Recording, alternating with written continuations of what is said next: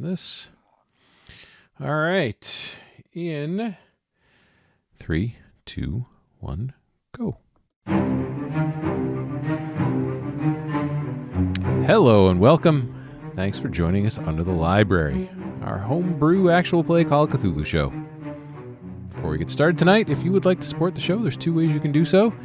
If you would like to play our module based on Season 1, head over to DriveThruRPG and look for The Snake's Oil, written by our very own Keeper, featuring characters, both NPCs and player characters, from Season 1 of this very show. And if you like what we're doing here and you would like to support us, please head over to patreon.com/underthelibrary. With that, let's get going. We are 2 players short tonight. Both Chris and Scott are off this week. They will hopefully be back next week. My name's Arthur. I'm playing Franny. I'm joined by Emily as Joe, Rick as Bello, Wayne as Rutherford, and as always, our incredible keeper. That guy's Michael. He's right over there. Michael, the show's yours. Hey, welcome to Season 2 of Under the Library. We are in Los Alamos right now, and Under the Library is set in the larger Call of Cthulhu universe. It is a tabletop role-playing game. It features mature themes played by very immature people. So if you've ever contemplated asking the butcher if coleslaw makes them horny, you're probably in the right spot. And with that, I'll turn it over to Emily with last week's recap. Sure.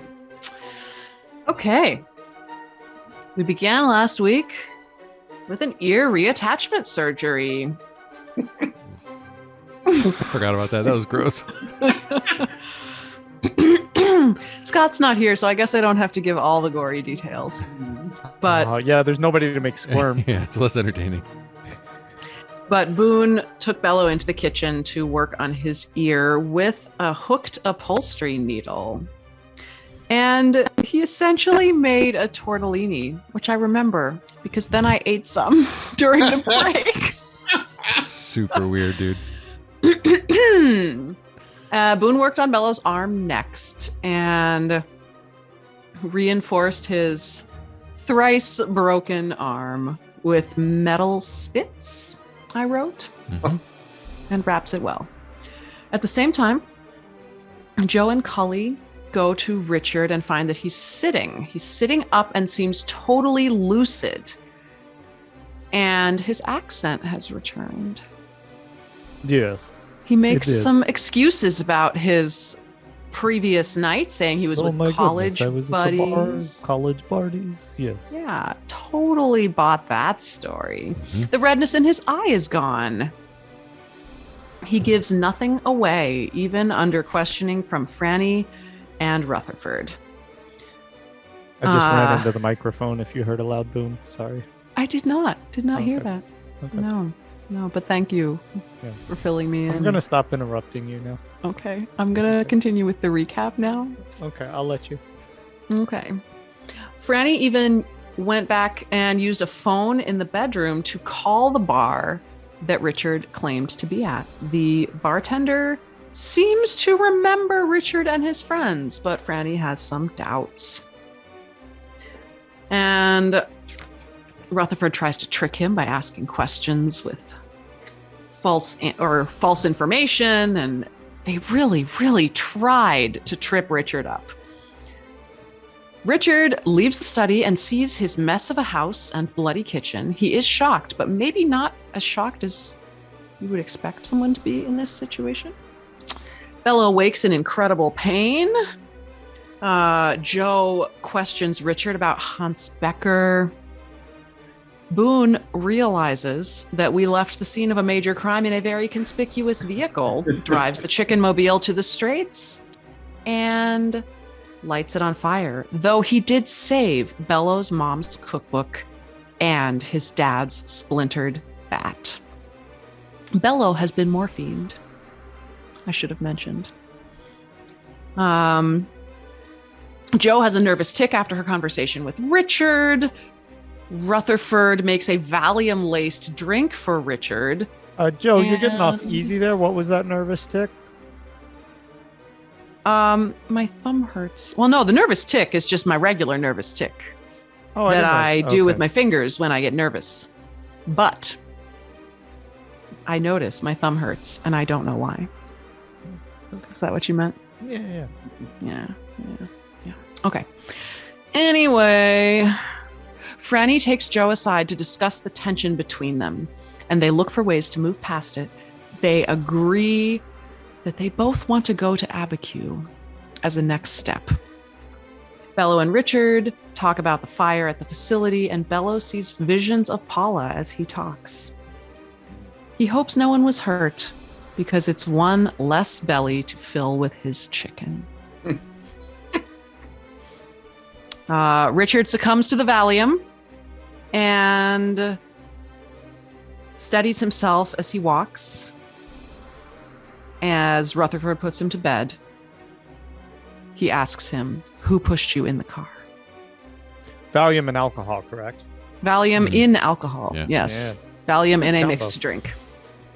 And as Rutherford asked this question, he made a luck roll, that was not a 67, but instead a 97. Oh! And that's where we ended. Yeah.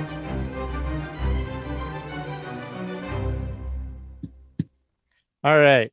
So there was a cliffhanger that we thought, and then right after the episode ended, this is all legitimate, right? Wayne's looking at his dice and he says, "Oh crap, it was 67.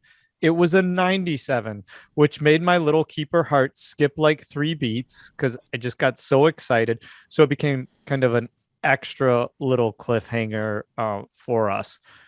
So I think we should go back to this moment where and I'm really sad Scott's not here for this because it would just make this episode so much better. I just want to say that. Oh, it's gonna be bad. Oh no! All right, so I think we should go back to this moment where you've put Richard in bed, right?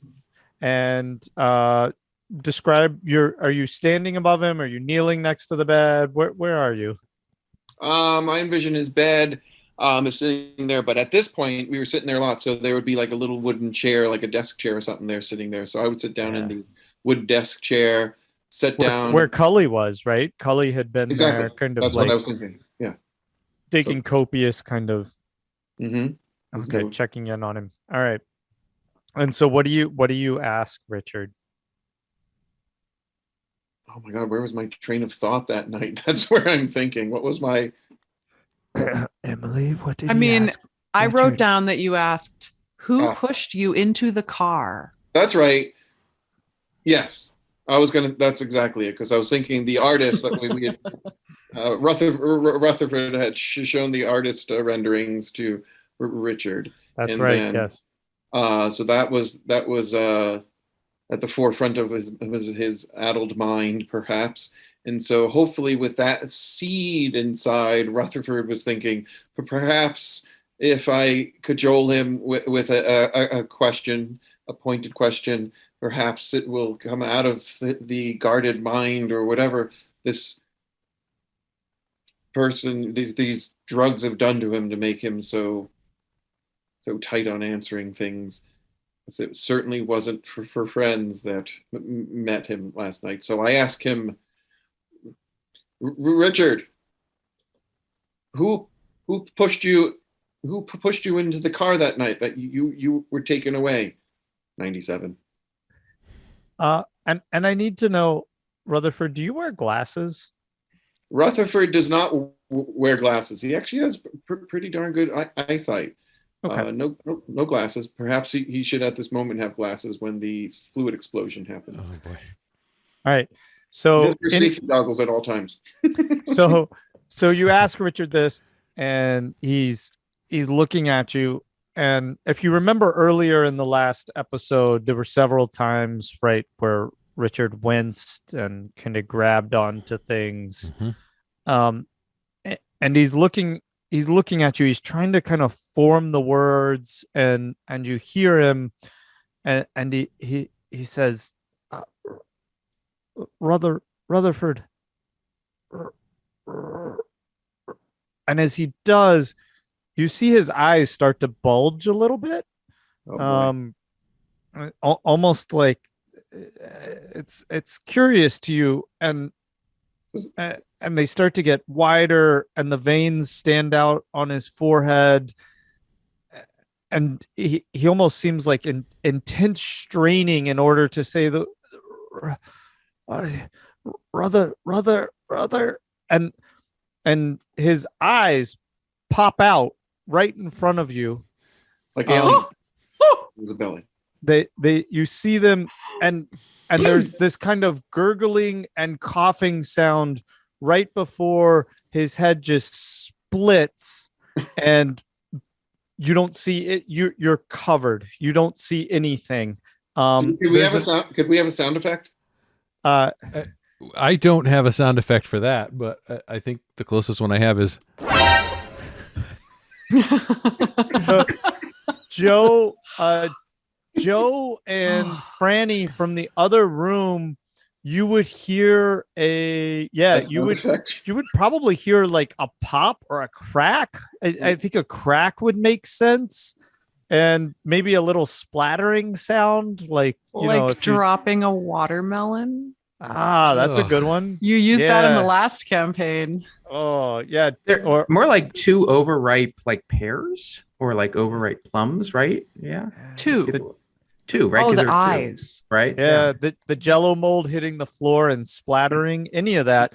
But anyway, Rutherford, you got to make a sand roll, buddy.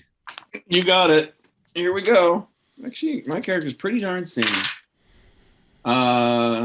Yes, and I'm looking at my correct number here.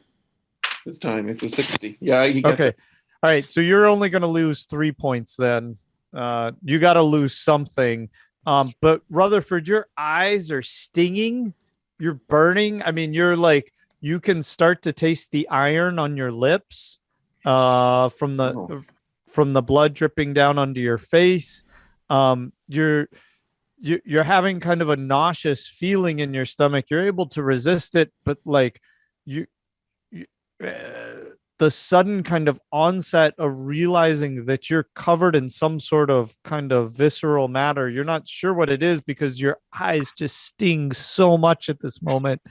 And you can't see that they're burning, and you taste the iron in your mouth. And Rutherford, I was gonna say, would this fall under the realm of POW? Could he make a roll to see if he keeps it together? Because is that what POW does?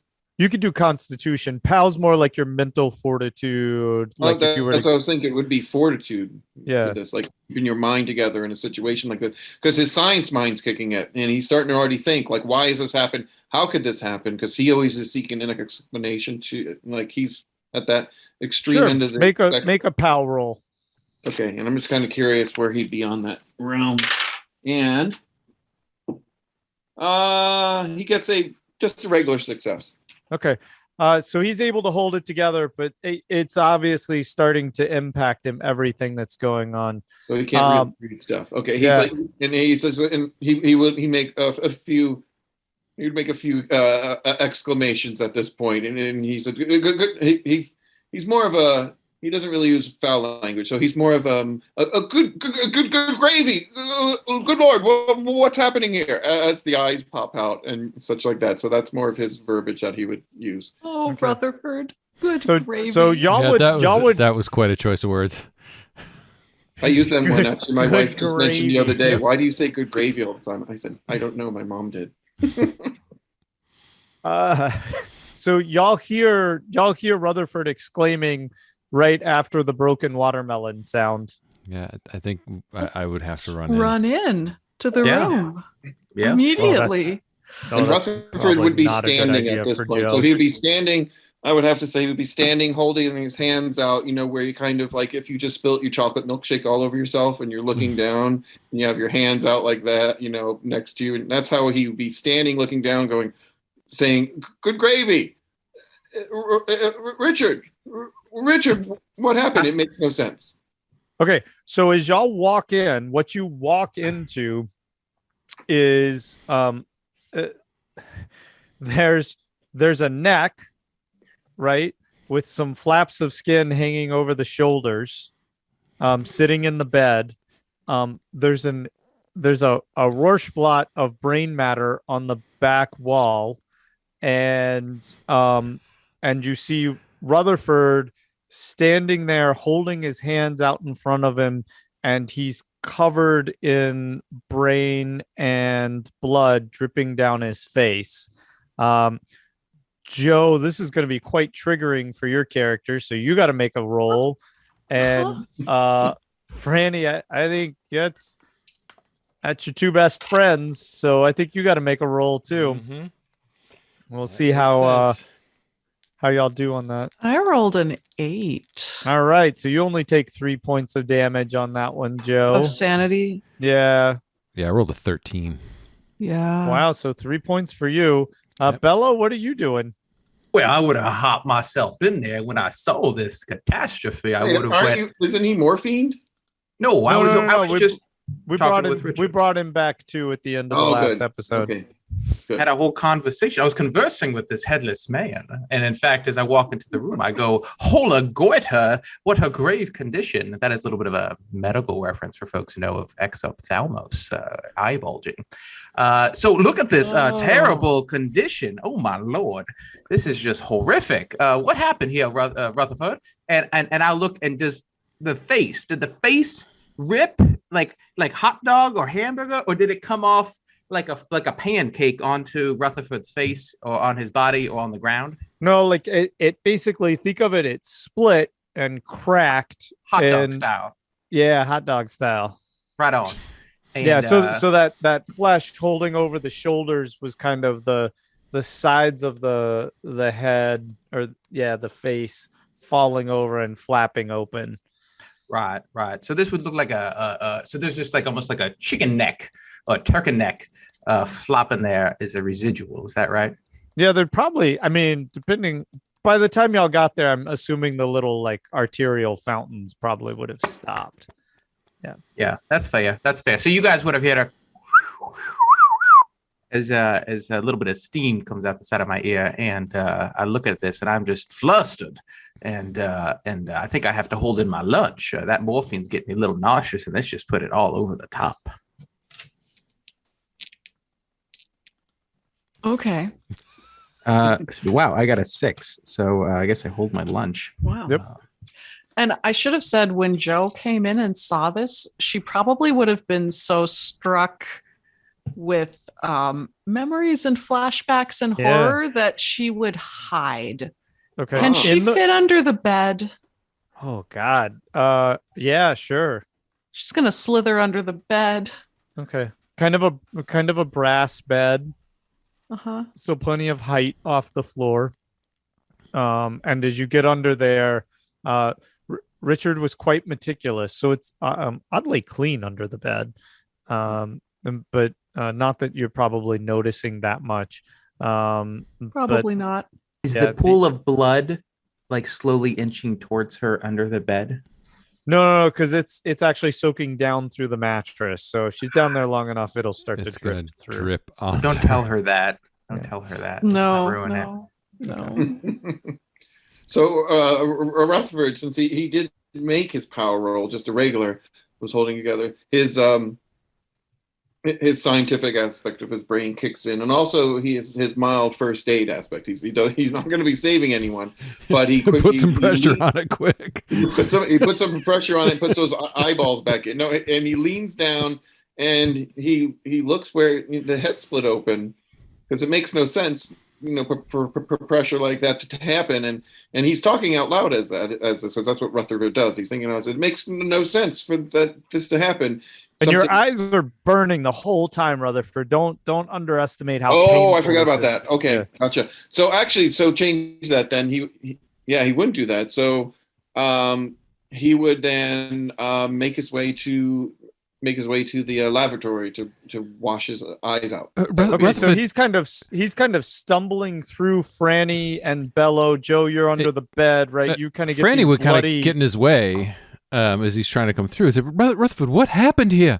Is that Richard? And he goes, I'll tell you in a second. My eyes burning terribly.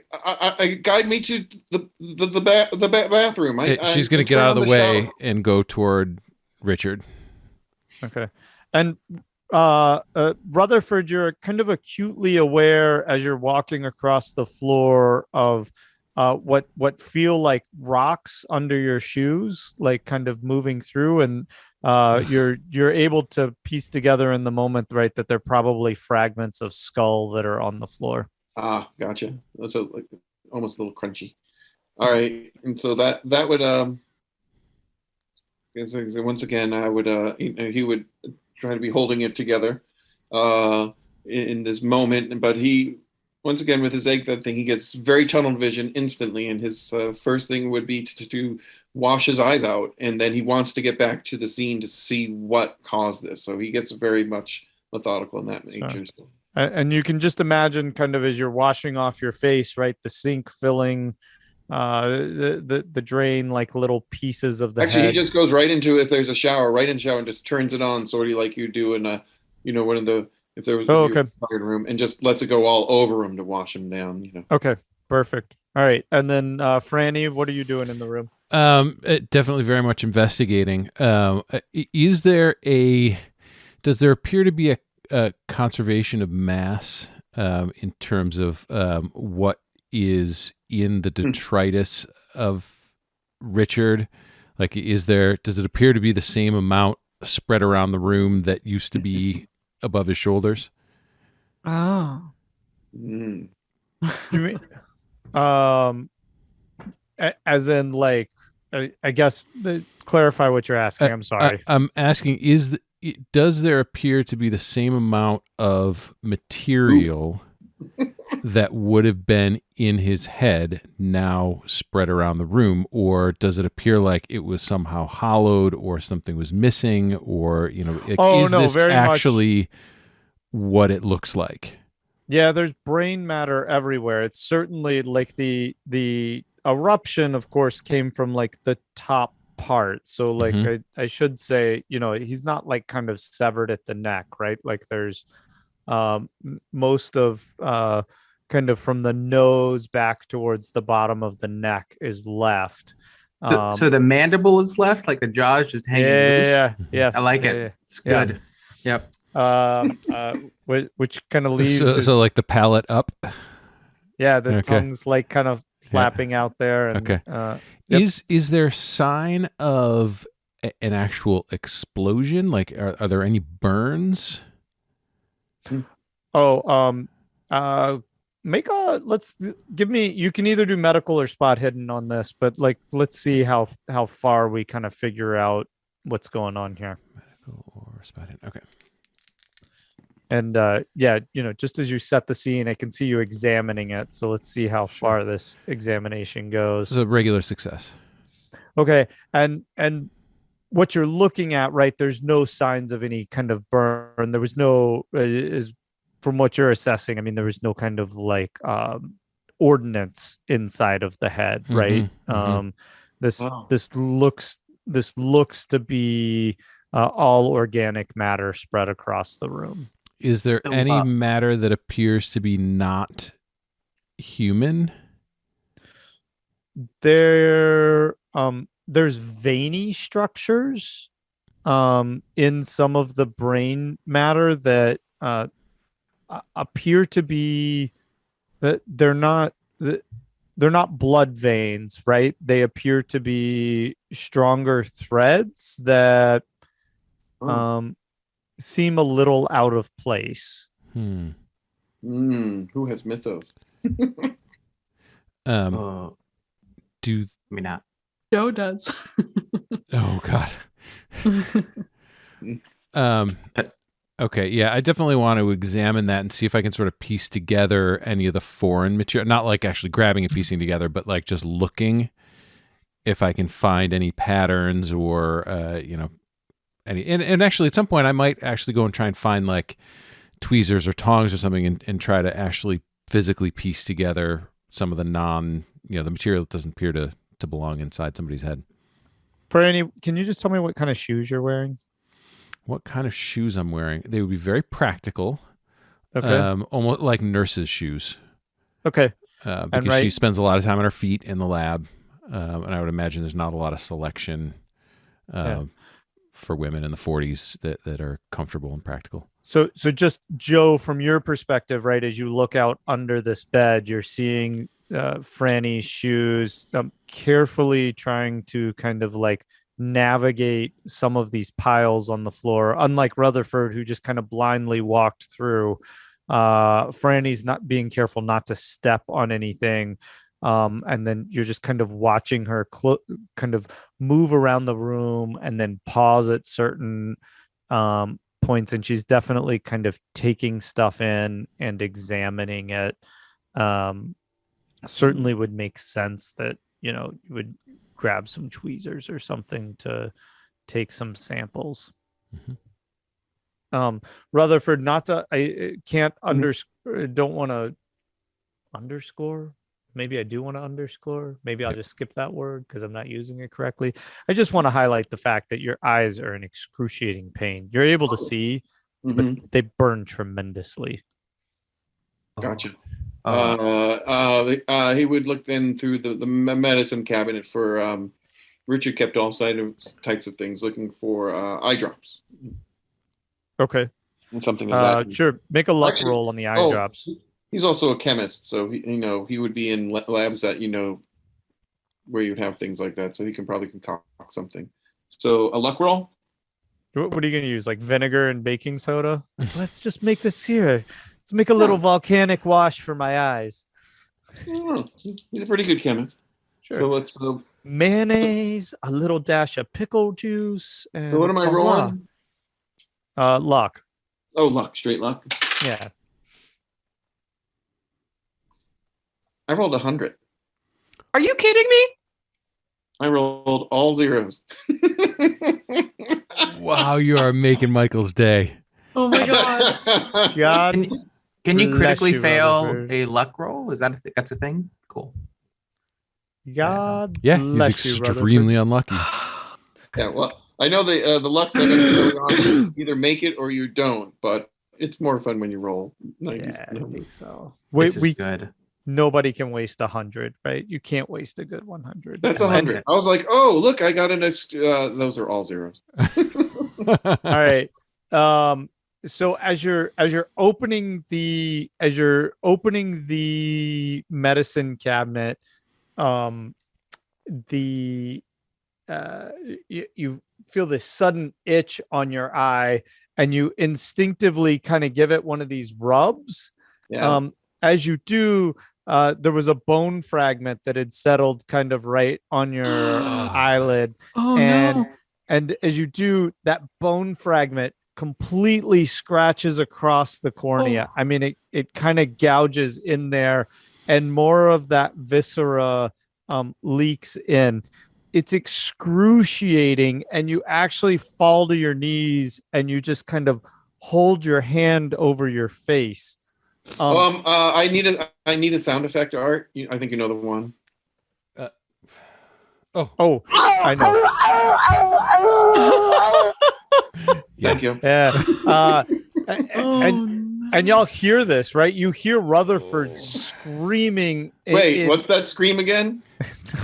and writhing in pain on the floor. It's right. And so as you do, Rutherford, though, something else happens. And give me a D6. Oh, good. Okay.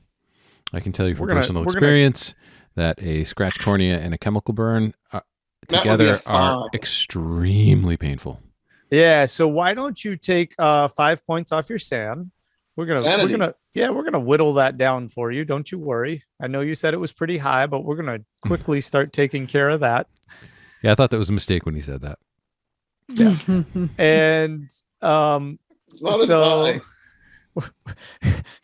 it's like, it's getting a little smaller. So as you're laying there writhing on the floor, holding your eye, you have this vision of being inside of a room, and in front of you, you can see a door like you would think it kind of an institutional facility. So solid wall door, really tiny window, and there's a set of eyes in the window peering at you. And as they peer at you, you scoot across the floor back away from the window, and then it switches, and all of a sudden you're laying up, and you can see a really bright light above you, and somebody moving towards your face with a scalpel, and they're making an incision right down the front of your face. And then it switches immediately, and you're sitting at a table having tea with somebody. And it's a very calm moment of sitting there having tea, and then you snap back and realize you're on the floor again in the bathroom. Wow. And Richard, I was going to say, actually, he would probably be exclaiming, that Richard. He said, Richard, what happened? Because he's a little disoriented. Richard, what happened? Because he's probably the whole head exploding thing. He's feeling his face covered, so he's getting a little confused whose head exploded at this point because there's so much pain. So he would be pretty disoriented on the floor, trying to gather his senses. Because I was going to say when he's knocked off from trying to learn something, he can get a little lost. Okay. I think Franny would probably run in when she hears him yell, and go up to him and say, "Rutherford, what's going on? Are you okay? What happened?" And wait, just to set this scene, because I think Joe's perspective is really nice from under the bed, right? You hear Rutherford screaming, and then you see Franny's feet run out of the room. Right, that's where you're at, Joe. So now the only thing in the room is Joe under the bed and the corpse on top, and Bello's feet. Oh, Bello. How's Bello? Chicken feet. Yeah, I don't know. Chicken feet. I'm wearing white dress shoes that are now terribly not white. In fact, they're quite dirty and covered in blood. And I'll take a couple steps forward, not exactly cautiously. Okay. Was that in-game crunch? Oh, that was the sound of the. I was making I'm my own Foley artist as well as voice actor. Okay. And then I'll reach my hand down, my single hand under the bed, and I'll say, Joe, it's going to be okay. But we should get you out of here. It is quite a mess, and not somewhere you want to dwell. Whatever killed him could kill me. I can't. I'm gonna stay. You're gonna be just fine, Joe. You got old Bello Poulet here, and you can see I can take a beating. Yeah, but he's probably not reaching down with his Frankenstein's together arm, by the way, right? Like. No, like I said, by one good arm, my other arm is all nimbly bimbly bundled up. Remember, you always have to cock your head one way to hear, because that other ear, the tortellini ear, I don't think it's doing so good, right? Whoop, whoop. Oh, I forgot. He's a site for. Wow, yeah, he's a site for a traumatized teenager. You should hide. You should really hide. We can hide together, Joe, but under the bed in this room, amongst this cacophony of body parts, is not one for us to find solace. We should make our way out post haste. I should find Cully. Yeah, it's really too bad. We can go find Cully. We'll get Cully out. Yep. Okay. So Joe's gonna. Go ahead. Just close your eyes. Close your eyes, Joe. Close your eyes. I'll navigate you out. Okay. And while that's happening, Franny's taking care of Rutherford. Rutherford, what's happened? Are you okay? And he just started saying, "My eyes, they're burning." And then I said, "And something has torn into my right eye." And he holds up his hands and let me see. And I'll actually go and look and see if I can see anything. So he's sitting on the floor and leaning against the toilet, and he'll cock his head up into the air and try that thing where you're kind of half wincing and your eyes trying to open and trying to do that. And I said, I think something got in there. So what do I see? Franny, can you make a first aid roll, or what do you got? You got some first aid? I don't think so. We'll see. All right, we'll give you a spot hidden then. It's not that Okay. challenging, right? If you roll 100, you could shove it further into his eye, though. That'd be fun. I did roll a 90, but not 100. So that's just in the incompetent realm. Yeah. Well, I mean, to be honest, when I had my cornea scratch, it was a thing to get my eye open. Like, it just did not want to open. Yeah. And he's wincing really, really hard, or squinting, and you're not able. You're trying really hard to push it open. He's obviously in excruciating pain. Does it look like there's, that blood still around his eyes? Like, would it make sense to me to try to clean the area more? Well, he's soaking wet, right? Yep. And there's kind of patches where he was in the shower, and he just quickly rinsed off, right? In his desire to probably get back and see Richard. And so he's just kind of got that, really thinned out blood kind of all over him from the quick shower. All right. Well, I'll try to clean him off some more, paying close attention to try and, in case there's stuff in his eyes, try to rinse water through as I'm trying to clean him up. Okay. So Rutherford, you're kind of like half waterboarded in the shower as Franny's trying to just get you cleaned up. And Rutherford, he's appreciative. Franny, at first he didn't know who it was because he couldn't see, and he said, "Thank you," and but he's also concerned that you saw, because he didn't see people really rush in. It just all happened, and he was so. You saw what happened to Richard. I did not see what happened. I saw the end of it. What actually happened, Rutherford? And so Richard's a little frantic still, but say the least. And his eyes began to bulge out. Some pressure inside his head. It was pushing out, and ultimately it split and cracked open, much like a melon cracking open from inside, and then everything just spewed out. But Franny, I go back into the room and look at his head carefully, and even used a magnifying glass that he has on his desk, and even a flashlight. Look if you could see anything out of the ordinary in there, or lying around on the floor. Yes, I already started doing that, and I did find something out of the ordinary, and I was trying to piece it together when you hollered in here. Are you sure you're okay?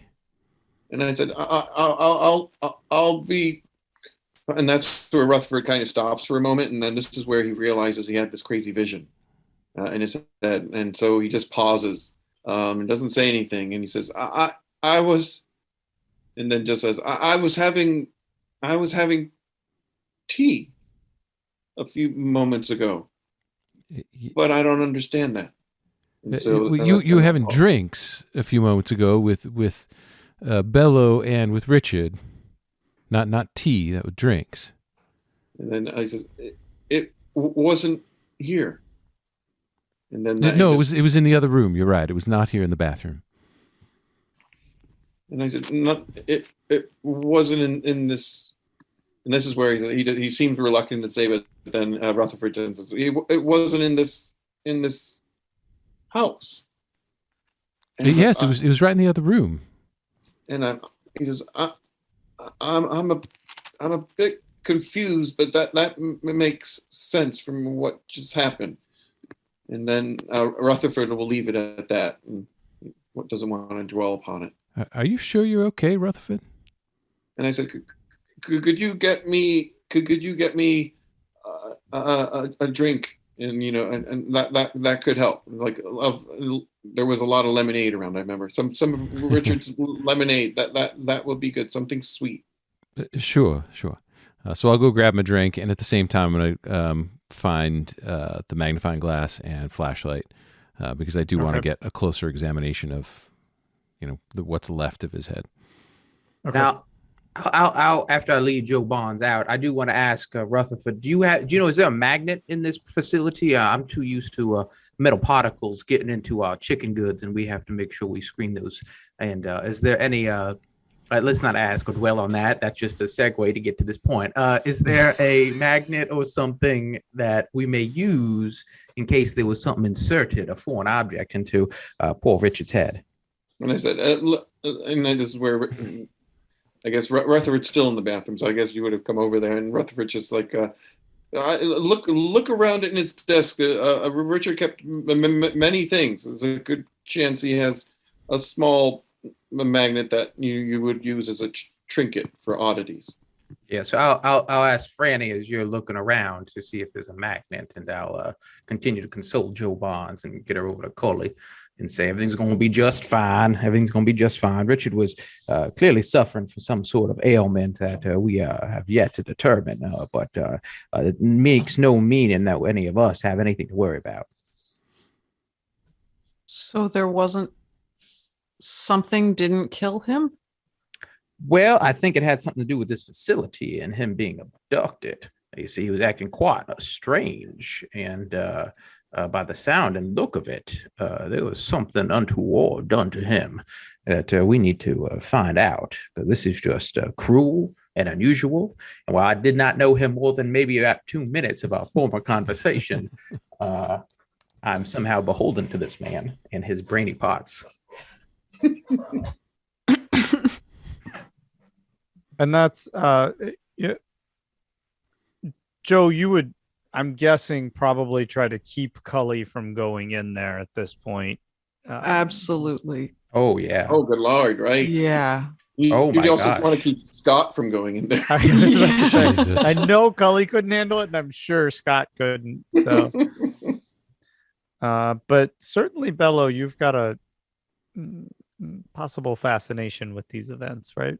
Oh, yes, I do. I mean, I'm quite intrigued. I mean, it is horrific, but it is interesting, to say the least. So you want a magnet? I'm fine. Like, let's say you find some sort of magnet. What would make sense here? What would Richard use a magnet for? You know what? Let's say that he had on his desk. I think it would make sense that Richard had not like a magnet he typically used for something functional, but some sort of sculptural object that, like a doohickey or Those little balls that go. Yeah, something like that. But let's say it's magnetic and he could spin it, and so you can pull the magnet out of that and use it. Okay. I'll bring that to Bello, as after I find the three things that I'm looking for: the tweezers. Oh, actually, it's 4 things: tweezers, magnifying glass, flashlight, and magnet. Yeah, and those the tweezers would probably be in the bathroom. The magnifying glass and everything else would be in his study. Like he would certainly have a magnifying tweezers, glass. magnifying glass, flashlight, and what? Magnet.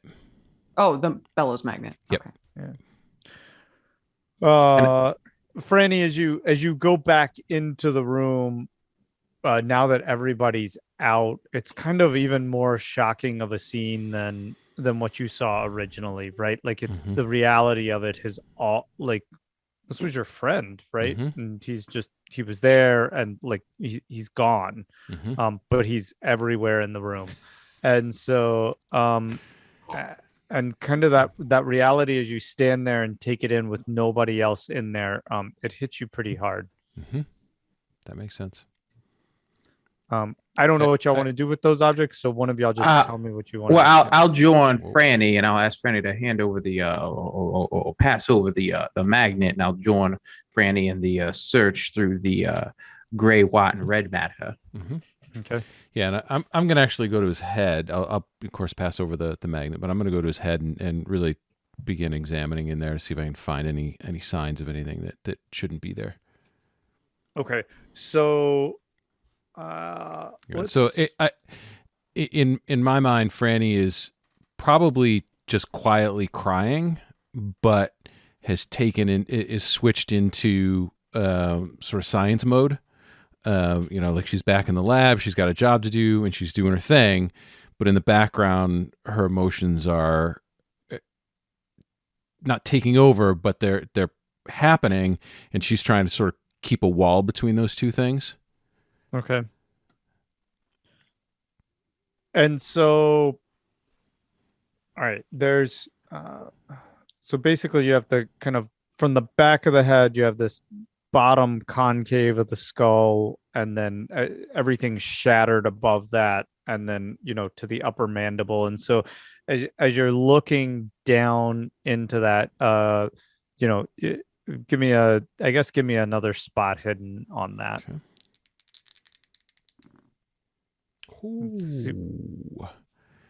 Okay. Did you extreme that one? I might have. Let me just make sure. Oh, I was 2 points from extreme. I'm gonna burn 2 luck to make that an extreme. It's probably worth it. Okay, so what you immediately notice is where the spine would come up in that general vicinity. There's this residual matter that seems to be laying on top of what's left of the brain, and it's almost like, just imagine really thin seaweed that if you think of like kind of seaweed floating up from the bottom of the ocean, and then take all the water away and that fell down. That's resting there right about where the spine would come up, and you take the tweezers and you pull on it slightly, and it extends up probably 3 or 4 inches from the base of the brain matter, and it's still attached. And there's probably 3 or 4 threads of this. You're not a biologist, right? You're I do have some training in biology. I'm a chemist, but I do have actually. So chemistry, geology, and biology are my 2 highest skills. Make a little biology roll then. Okay. Let's see if we can give you even. I'll still give you the extreme, but let's see what That's a 96. Would make sense. Okay. All right. Did you say 96? I did say 96. Okay. So from a 17 to a 96. So that nice biology roll you were giving me to give me a little extra bonus. I feel like that shouldn't hurt you somehow, but Franny agrees with that, but do what you gotta do. Yeah. As you're kind of making this examination, you're thinking that it's not a vein. It doesn't fit in with any known dissection of what you've been through. And this is certainly some sort of anomaly in terms of the anatomy. And you're very curious about, you're kind of furthered into this science mode. This is no longer Richard. This is like kind of this corpse with this piece going on. All right. Well, just real quick, I'm gonna run and find a pair of scissors, and with one of them, I'm gonna pull the thing up and snip, but I'm gonna leave a little bit of it so that if in the future we need to grab that piece and follow it, we can, because I think it's important to follow where that goes and see what's at the other end of it. But at the same time, I want to preserve a piece of it. So I want to find a jar that'll seal really, really well, and put that one piece in it, seal it up, and then continue poking around. Then actually, I know how we can make you pay for that 96. And I'm sorry to keep doing this to you, Franny. Bello, can you ask Franny a really stupid question? And then Franny, you got to snap at Bello. That might be kind of cathartic, though. Interesting. A stupid question. Let me think here. Or just something that would really get on Franny's nerves. You're such a horrible person. Franny, do you think this happened just because he's too smart? He had too many of those neurons building up. They just build up and build up and build up, and they just pop. I mean, that's the problem. See, with all this education and schooling, and why you just need to be out in the field with your chickens. And your chickens have small brains, but you know what? Their heads don't explode. This don't happen. No chickens. All right, Bello. Thank you, Bello. Maybe he ate some of your chicken. Now, could you please keep doing your magnet thing? I do. Excuse me. And you just hear as he just stands up. So, ma'am, you need to get off of the ground right now. Right now. Are you happy, Michael? That was y'all made my night. Good. That was a good stupid question, and that was a great snapback. It built up with a build-up to it. Ma'am, you besmirched my mother and my family with that ridiculously insensitive comment. And I beseech Don't say you satisfaction.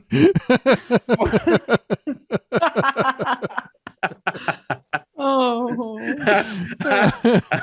I demand satisfaction. I demand satisfaction.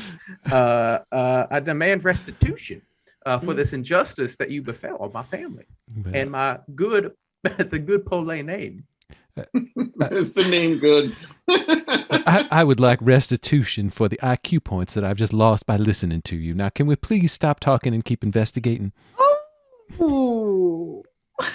If that's what you call sitting there on your hands and your knees, sifting through brain matter like some sort of foolish hooligan, that's fine. And I'll go through and I'll start dragging the magnet through brain powder, and just like a kid with like a little toy on a string, just dragging it through the brain of the bits. I'll kind of take it and I'll dip it into that skull cavern base that Franny's working with. Bello, you better be careful. Your character may not survive, Franny. Right. Bello survived a lot. If I know anything that's going to happen, Franny is going to knock Bello down, stampede over him. He's going to get a Morse arm, break another arm, and then you're going to knock me out for some reason. And that's about how these things go. So. But we can keep this up. So I'm just doing my little magnet tricks around, and you don't want to rile up Bello. You might get punched in the throat. That's right. I am a woman.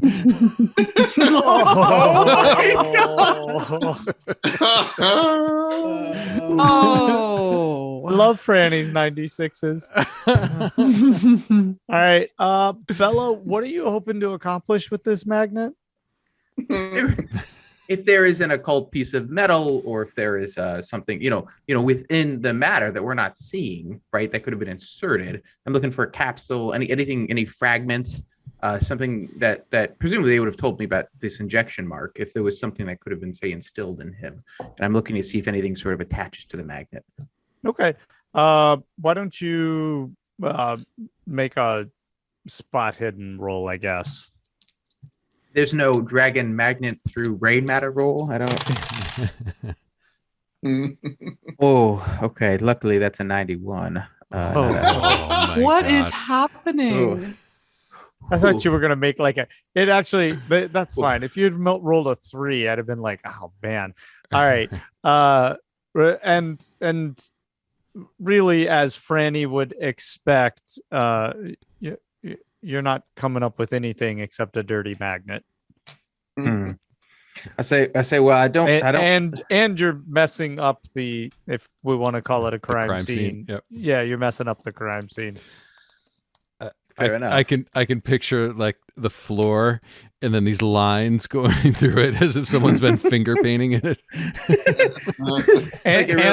and some footprints, right? Right. Like Bello's not really already made the crunching sound as he moves through the bone, right? He's kind of like stepping on the viscera and just leaving footprints all over the room. Mm-hmm. It's Bello's Zen sand garden, except it's with brain matter. Exactly. Right. Oh. Yeah. Mm-hmm. That's pretty horrible. That's pretty horrible. Yeah, but he is at peace. He's at peace right now. Oh, good. Yeah, that's right. So, Good for him. while this is going on inside, since Bello left Joe with Cully and Cully is not here, could Joe just walk Cully out to the patio, to the porch, just to get him away? Could we say he submits to this? I'm thinking Scott would like that a lot. In fact, Okay. disclaimer, Scott, you shouldn't listen to this episode. Okay. So you It's a probably little want to late give now. that disclaimer before the episode. Now you should say And- you shouldn't Let him- have listened to this episode. Let him Scott. wade in knee deep before he finds out. Yeah. Mhm. He'll just And take off his headset. Once he's settled out there, I'm just gonna slip away, and Joe's worlds are colliding because Richard is, well, a mess. Oh, Yeah, there's a little nervous tick happening. Richard is dead, and Richard knew Hans, and the memories of my past trauma are flashing in front of me and combining, and I just have to pull out the journal and look for clues. Wow. Oh boy. I just don't know what else to do with my anxiety. Hmm. Oh man. Wow. When that improv takes a turn. And okay. What do you tell me exactly what you're doing with the book? I'm just going to start at the beginning, and I'm just going to look at Hans's writings, the parts in English, the parts that I can read, and just try to understand what could have been going on in his research, in his mind, that would have contributed to this horrible situation that I find myself in now. It doesn't have to make sense. It's all that I have that on me that links these two situations. Why does Joe think, I mean, the book obviously came out of Hans's library, but why does Joe think that it's Hans's writing? Well, just because he was using it. It looked like a journal, like it looked like not like a published book, but like a journal. She doesn't know that it's his writing, but she right. But at thinks, one point she thought it was the magician's, right? well, writing appears in the book, Yeah. and the writing that appeared in the book, she thought was the magician's. But she has always thought that it was Hans's journal. And I don't know that in this moment she would be rational enough to think, oh, but it's not Hans's journal. This belongs to a magician that I just saw last night. Okay. She's always assumed that it was his, and that it was his work that was somehow related to her great tragedy, Okay. whether So- true or false. So your thumb, you've been rubbing your thumb with your Mhm. finger and just like really kind of pushing into it. And Mhm. somehow that pain in the thumb makes you more present. It keeps you out of your head. And so you've been doing that over and over to kind of maintain that presence and get away from this vision of the headless Richard back there. You open up the book, and Cully's kind of sobbing in the background, right? There's nothing you can do for him at this moment, and you pull out the book, and there's something soothing about the book, and as you kind of lay your thumbs on the edges of the paper, right, the pain goes away, and you open it up and you start writing, or you start reading. And you don't open to the first page necessarily, but the first few pages, and it's just soothing to read somebody else's story for a moment, or at least somebody else's thoughts. And as you're reading along, it's a little bit abstract, but it somehow just transports you away. And it says, let's see, it says,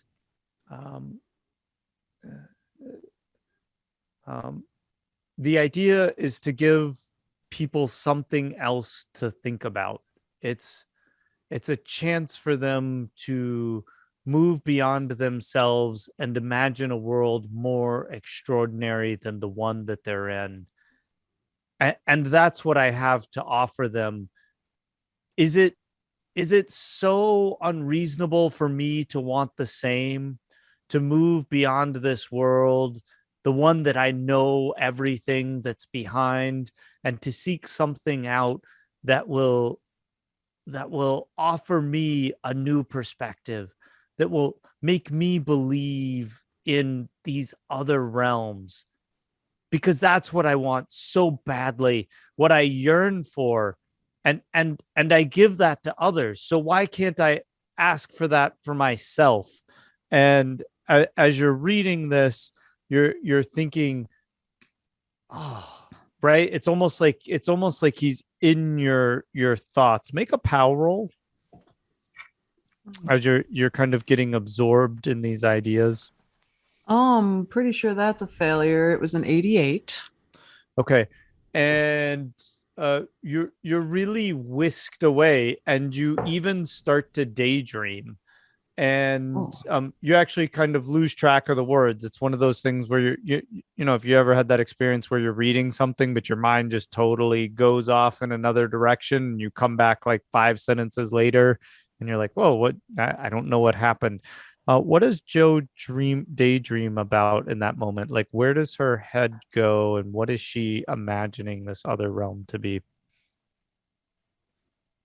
Oh, she's imagining another realm. Well, like he's talking about, like wanting to have this experience of something, or the author's talking about wanting to have this experience that they think that they've earned, that they should be able to feel the same thing that they're providing for other people. What does that make Joe think of? Where does that take Joe? That is an interesting question. Okay, so I guess Joe would be imagining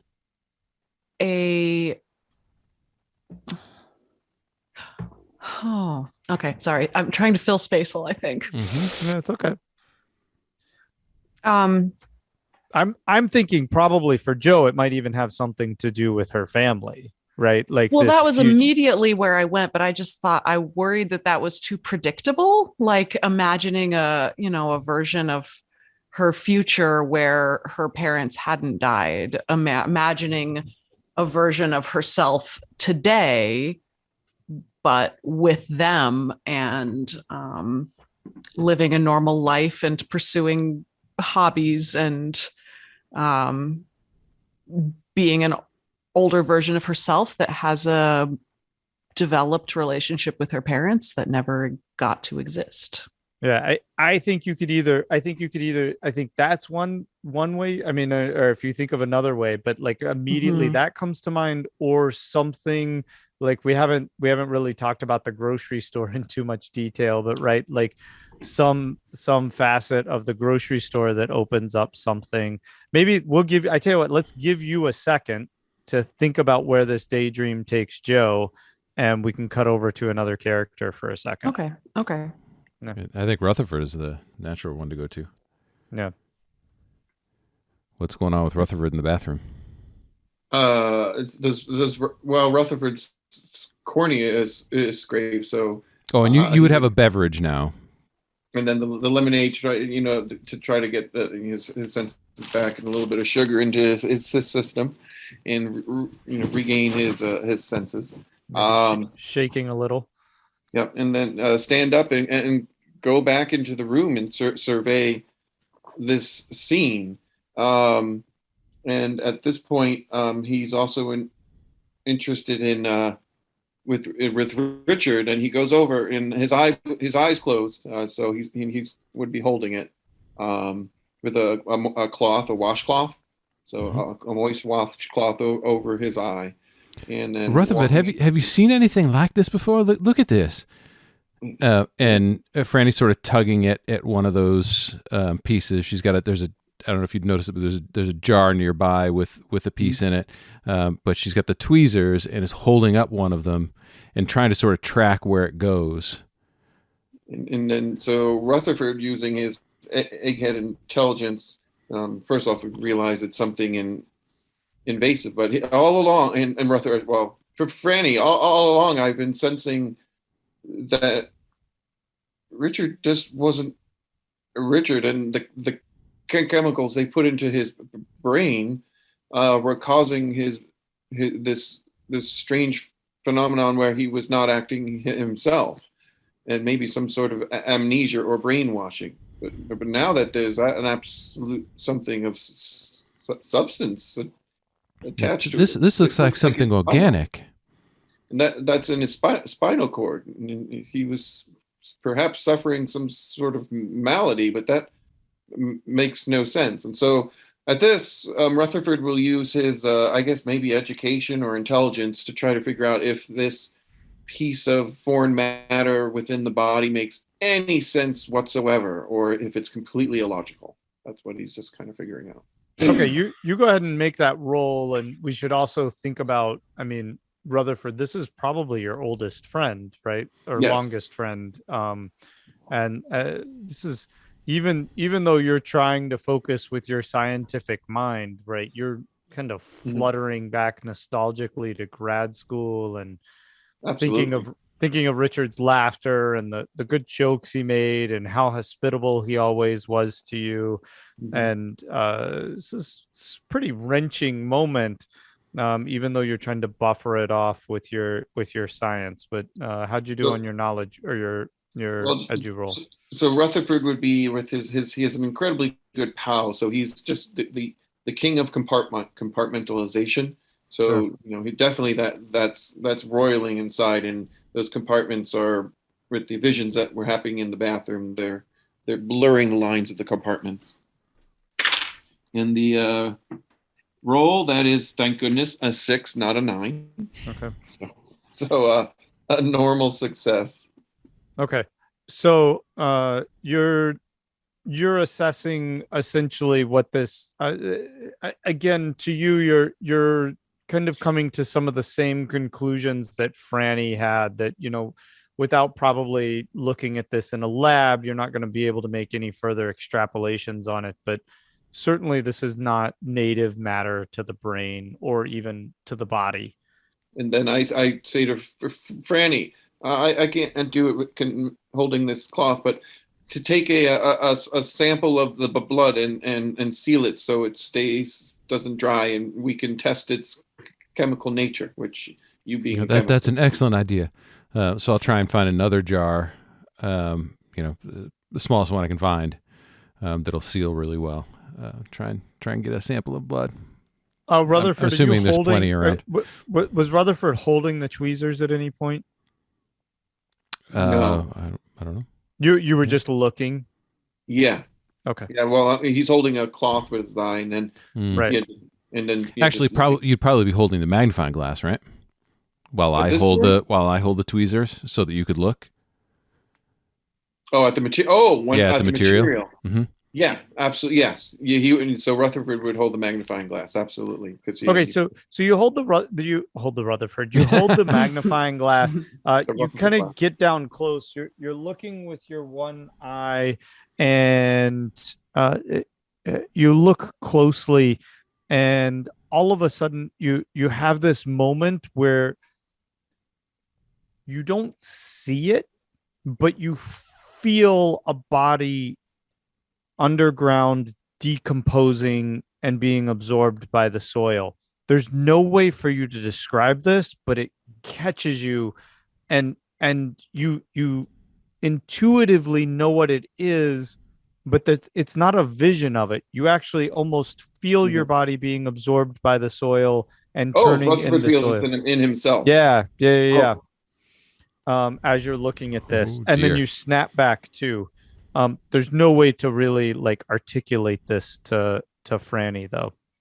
Rutherford would just exclaim, would look up for a moment and kind of lose himself, which he does. He's a bit, when he's in deep thought and thinking about heavy thoughts and chemistry and nuclear stuff. But then he would have a little bit of a shudder and just go, what an odd sensation, and just leave it at that. And what sensation is that, Rutherford? And then we'll look at Franny, and Rutherford says, and just use it merging with the soil. What soil? What are you talking about? Bello, this would pique your interest too. And then let's continue to look at this,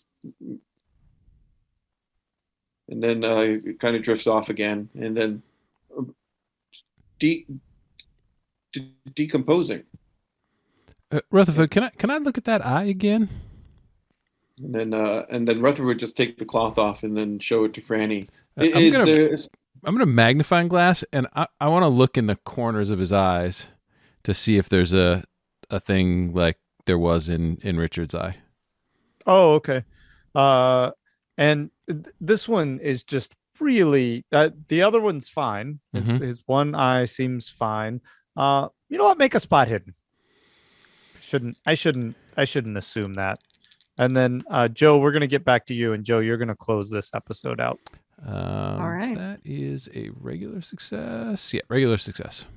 Okay. So the one eye is pretty good, and it's just clenched. It's almost swelling a little bit.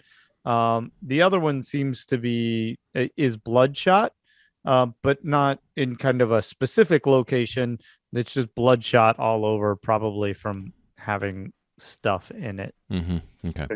Then Rutherford was once. There was one other very keen thing he needed to do, and I said, "Franny, help me.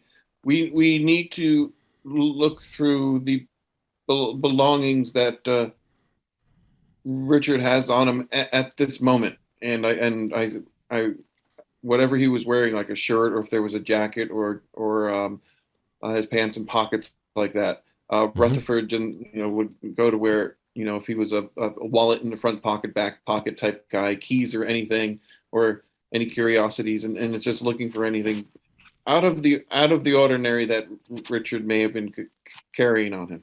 Okay, do a spot hidden for that one as well. All right. Spot hidden is pretty good, I think. And we'll probably, I'm guessing, if you have any luck with this one. Oh my God!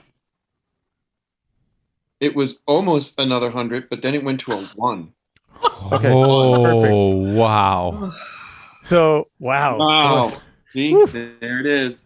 There's the 1. All right. So we're gonna hold that discovery for next week, and because I want to have a little bit of time to get back to Joe. So we'll figure out what that 1 means that you find on Richard's corpse. And Joe, let's cut over to you. And what was the daydream that you ended up having? But don't forget, you had said something about Bello being interested in Rutherford's comment, and I don't want that to get forgotten because that was really curious to me. So talk about it next time, but I just don't want to forget that. Merging with the earth was the big one. That thing. Sorry to interrupt. No problem. So, in my hometown, we already know that Joe was very curious. And the whole reason that she's in the situation she's in is because she was spying on a random townsperson. And Hans was not the only person that she used to look in on, because people in the town did fascinating things. And there was also a woman in town who was an artist, and Joe doesn't know much about art, but the pieces that she painted were just really kind of stark and beautiful. And she painted a lot of flowers, just blooms. And she also painted skulls. And Joe actually imagines herself at her current age sitting in this woman's studio where she used to peer through the window and watch her paint. And she's painting a desiccated skull just sitting in the desert, but it is a human skull. Did you visit Georgia O'Keeffe?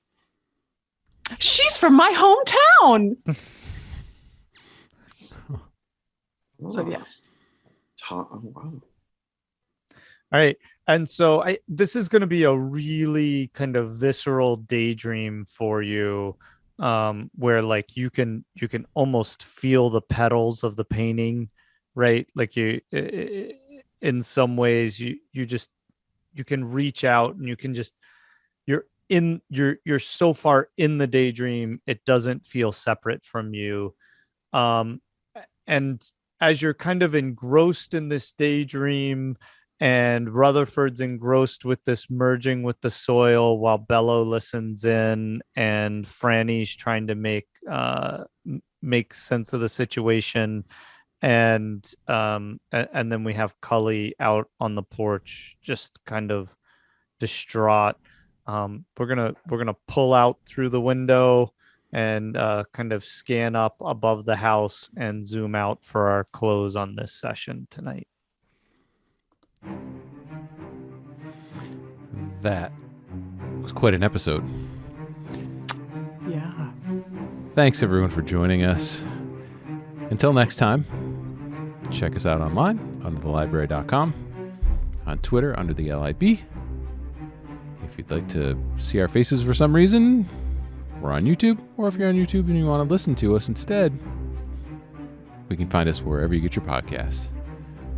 So, until next time, for me, for Michael, for Rick, for Joe, for Emily, and for Wayne, for Joe. I'm so into this thing that you were just talking about. Good Lord. And even for the absent Scott and Chris. Thanks so much, and we will see you next time.